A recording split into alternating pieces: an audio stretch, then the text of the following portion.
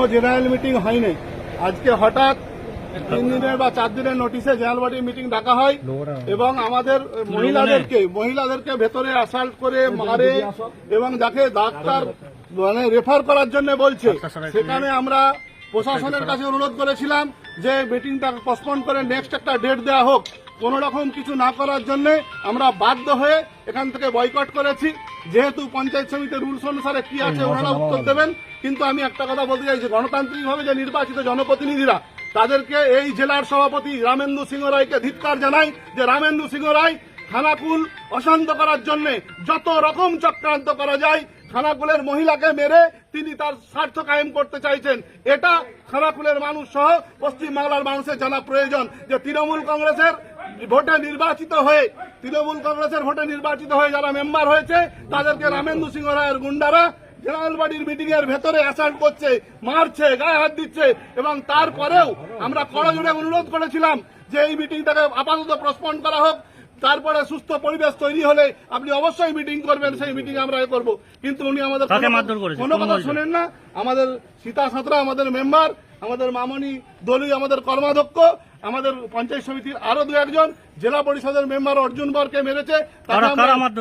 তৃণমূল কংগ্রেসের রামেন্দু সিংহ রায়ের গুন্ডারা ভেতরে মিটিং চলছে, সেখানে চেয়ার তুলে আমাদের মহিলাদেরকে অ্যাসেল্ট করছে। এর থেকে দুঃখ আর কি হতে পারে?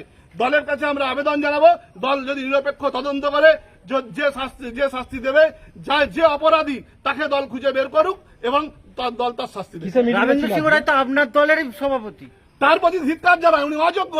উনি শুধু শোষণ করার জন্য, খানাকুলে ভাইয়ে ভাইয়ে দ্বন্দ্ব লাগানোর জন্য, খানাকুলে তৃণমূল কংগ্রেসের কর্মীর সঙ্গে তৃণমূল কংগ্রেসের কর্মী লড়াই লাগানোর জন্য উনি জেলার সভাপতি, আর কিছু নয়। মূলত আজকে মিটিংটা কি নিয়ে ছিল? জেনারেল বডির মিটিং ছিল, কোনো এজেন্ডা লেখা নেই। উনি বলছেন ওয়ান শট এজেন্ডা। আমরা জানি যে খানাকুল থেকে 5 কোটি টাকার বেশি ফেরত চলে যাচ্ছে, কোনো কাজ করতে দিচ্ছে না, কোনো টেন্ডার প্রসেস করতে দিচ্ছে না। উনি উনার মতো করে রামেন্দু সিংহ রায় সেখান থেকে তার 2 গুন্ডা, এক মাতাল আর এক সোনাচরকে দিয়ে গোটা খানাকুল পঞ্চায়েত সমিতি সরকারি জায়গা, সেই সরকারি জায়গায় পার্টি অফিস বানিয়ে ফেলা হচ্ছে। এটা লজ্জা, এটা ধিক্কার জানা। আপনার বিরুদ্ধে অভিযোগ নাকি পঞ্চায়েত সমিতির সভাপতির মাথা ফাটিয়ে দিয়েছে। দেখুন, আমি ওখানে সিসিটিভি ক্যামেরা ছিল, পুলিশের কাছে আবেদন জানিয়েছি যে সিসিটিভি ফুটেজ সামনে আনা হোক, তাহলে কে করেছে না করেছে পরিষ্কার হয়ে যাবে। বাইরেতে বোমাবাজি হয়েছে, এটা কারা করেছে?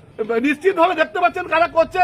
রামেন্দু সিংহ রায়ের গুন্ডারা তারকেশ্বর থেকে এখানে আসছেন, তারা পুরসুরা থেকে এখানে আসছেন গন্ডগোল করার জন্য। তারা ছাড়া আবার কে করবে? জেলার সভাপতি তার তত্ত্বাবধানে এই লড়াই। জেলার সভাপতি চাইছে খানাকুলকে নিঃশেষ করে দিতে। 18,000 ভোটে আমরা হেরেছি। এটা আমাদের লজ্জা যে খানাকুলের মানুষ আমাদের কাছ থেকে মুখ ফিরিয়ে নিচ্ছে। তারপরেও যে জেলা সভাপতি সে এইভাবে গন্ডগোল লাগিয়ে খানাকুলকে শেষ করার চেষ্টা। খানাকুলে কি আজকে বোমাবাজি হয়েছে প্রকৃতই? দেখুন, আমরা ভেতরে ছিলাম, আওয়াজ পেয়েছি, যা শুনেছি সোনাচোর আর ওই মাতাল দুজন তো বোমাবাজি করাই ওদের কাজ।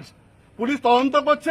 নিশ্চিতভাবে পুলিশের প্রতি আমাদের আস্থা রয়েছে, সরকারের প্রতি আস্থা রয়েছে, আমাদের নেতা অভিষেক বন্দ্যোপাধ্যায়ের প্রতি আস্থা রয়েছে। আমরা দলকে যেখানে পঞ্চায়েত সমিতির বোর্ড গঠন হলো না, আপনারা বয়কট করলেন? আমরা বয়কট করলাম, কারণ যেখানে একজন ইনজিওর আরামবাগ রেফার করছে, একজনকে অলরেডি আমরা হসপিটালে ভর্তি করে দিয়েছি। তারপরে একটা বডির মিটিং হয়, একটা সুস্থ পরিবেশ। একই তো দলটা তো আলাদা নয় যে আমাদের দলের একজন হসপিটালে ভর্তি হয়ে যাবে আর আমরা সেখানে জেনারেল বডি মিটিং করবো।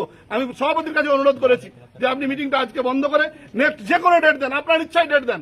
উনি রিজিট যে রামেন্দু সিংহ রায়ের নির্দেশ না আসা পর্যন্ত আমি কিছু করব না। উনি করেননি ওনার জায়গা থেকে, উনি যেটা ভালো বুঝেছেন করেছেন। নিশ্চিতভাবে দল তদন্ত করে দেন। আপনারা কি করবেন এরপর? আমরা বয়কট করলাম। আগামী দিনে বৃহত্তর স্বার্থে দলের যা সিদ্ধান্ত নেওয়ার আমরা নেব।